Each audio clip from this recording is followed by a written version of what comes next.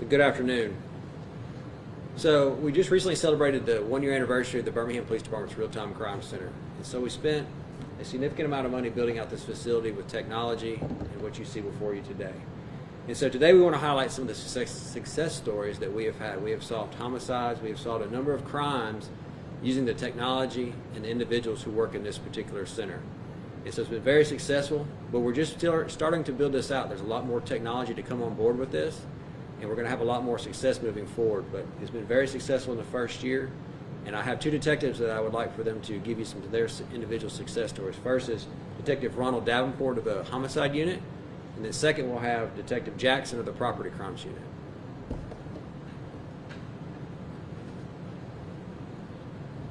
Good afternoon. I'm Detective Ronald Davenport with the Homicide Unit. About 1 year ago on June 19th, about 11:13, we got a call of a person shot, possibly deceased in the Gate City community.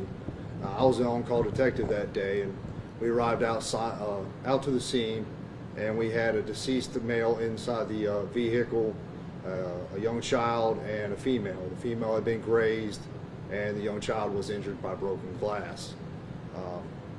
Realized that we had some people in the Real-Time Crime Center, so I called up one of them that I knew and informed them of what we had, and within minutes they had some information for us, providing vehicle descriptions, descriptions of people that helped us identify witnesses, and which later helped identify the suspect. The video provided from the Real-Time Crime Center was able to actually record the suspect shooting AR-15 type weapon at the vehicle as I was driving past. They, excuse me one second, I'm not used to this. They, all the information gathered together provided me enough to present the case to the district attorney's office, and I obtained a warrant for the defendant's arrest for capital murder. And his name is, forgive me, I don't recall. Thank you for having me for the Real-Time Crime Center. You've been able to achieve this in this case. Okay. This could have been achieved without the assistance, but it would have taken much, much longer. With the Real-Time Crime Center, I was able to, excuse me?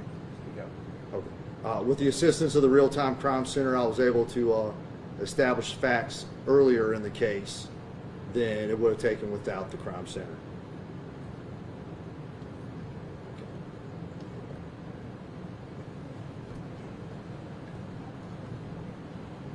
Good afternoon.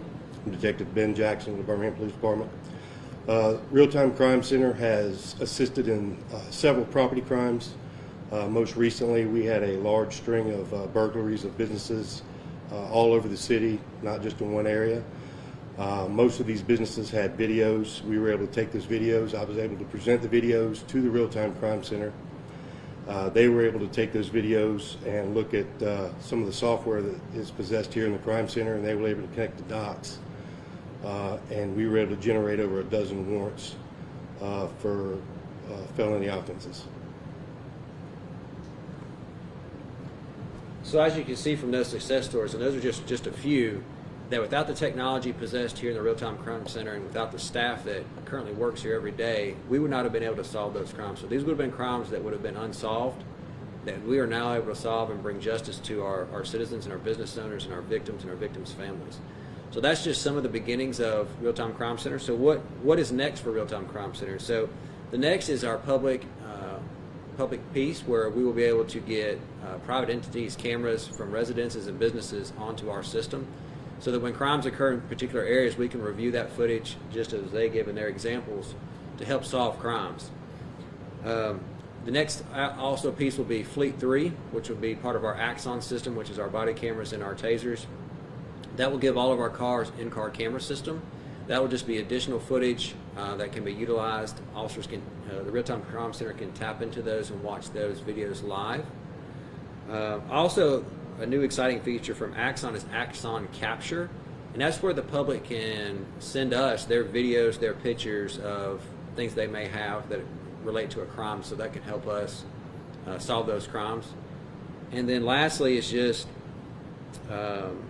we continue to build this out with technology, finding out what technology works best, building out our personnel in here. Our ultimate goal is to have the crime center running 24 hours a day, 7 days a week. But they do, a lot of times when you come down here in the daytime, you'll see detectives in here solving crimes or getting information about crimes. And just the staff in here is very dedicated to working hard and putting all the missing pieces together so that we can solve crimes. So as we progress, and it's 2022, we have to utilize technology to solve crimes. You know, our criminals use it, so we've got to be one step ahead. We've been very successful in just its first year.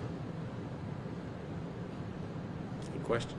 What are the hours of staffing right now, and how many staff members do you have? So they vary from days of the week. So what we look at is when are our highest call volume, when is our most critical times, and that's when we have the center open. It's really just a staffing issue at this point in time. It's not that we don't want to have it open. It's just how many personnel can we allow to be here and still staff the rest of the department. So it is staffed during the critical hours, and it's open the majority of the time. And how many cases have you solved since April? I know that was one of the things you all gave this year after the first 6 months. But how many have you solved since then? I don't have the numbers. I don't know if the staff does either. But I can tell you there's been several homicides, and that's the one that hits the hardest with our citizens and our victims' families is to capture that and for our detectives to make a quick arrest. And so by doing that, we get that criminal off the street before they can continue to reoffend and victimize more people. And so that's where it's crucial. And also when things are happening in the field with our officers. So if they pick up radio traffic right now, they can go in and watch an officer's body camera live to see what's going on. With some of the officer-involved shootings that we've had, we've actually captured them live here on body cam and been able to review them before we as the command staff leave the building to even go to the scene to see exactly what transpired leading up to that unfortunate part. Chief, how important is it to have this technology? Like you said, the criminals have technology. How important is it for you all to have it just so you can kind of sort of get that head start on solving crime? It's extremely important. You know, we want to be the fix-all for the community. We want to be able to solve and prevent crimes, and so the real-time crime center is the key. They can have technology to connect the dots, like Detective Jackson said, just connecting the dots so they can bring them the pieces they have and they can use the technology they have. And also just staying one step ahead, realizing similarities. There's officer safety that can be provided here. All of our body cams have GPS in them, so they can look at, let's say we're looking for a suspect who's inside a home or something. We can look at the screen and determine whether or not there's too many officers in one particular area of the home, and we can tell those officers where they need to move to for officer safety and things of that nature. So it's just a critical thing, be able to see things real time as they're occurring live and make adjustments for the safety of the public and for the safety of our officers, and also solve the crime.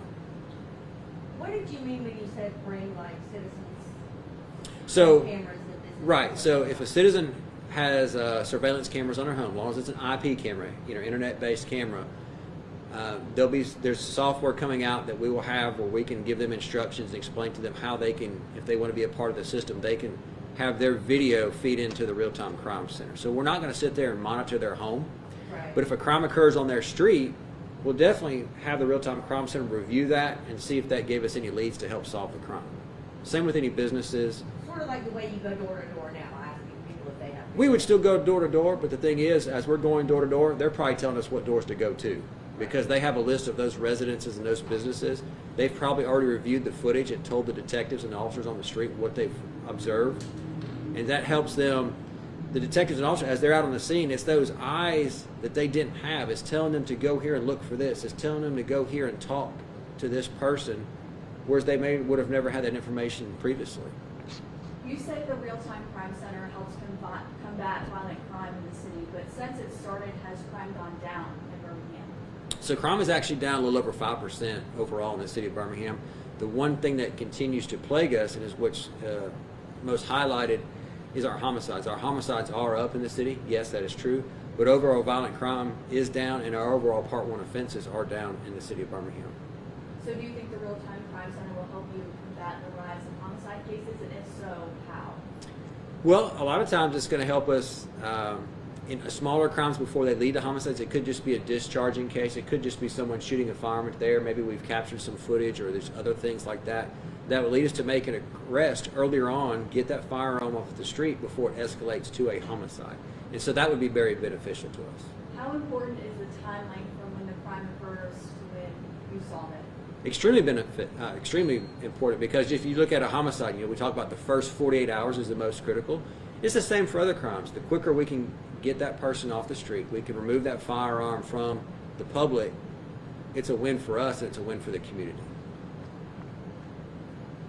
Now, when you talk about having access to residential cameras and things like that, is that something that people who live in Birmingham would have to sign up for? Yes, so we'll be rolling that information out in the very, very near future. We're still finishing up the pilot and the testing of that. We've had that piloted at 3 locations at this point moving forward. We'll get that information out to them, and then they can make those decisions if they so choose, and how they go about that. You said it's a pilot program right now, right? Yes. In 3 areas? Yes. What 3 areas are those? They're just 3 different areas throughout the city at particular businesses that we've been utilizing. They've been working with us. Because a pilot, we want to see what works, what doesn't work, what do we need to tweak. Is this the right software for us? And so we've decided that this is. And so as we wrap up our pilot, we'll be rolling out how does the public and the community become a part of this if they so choose. Thank you, Chief. All right. Thank y'all for coming.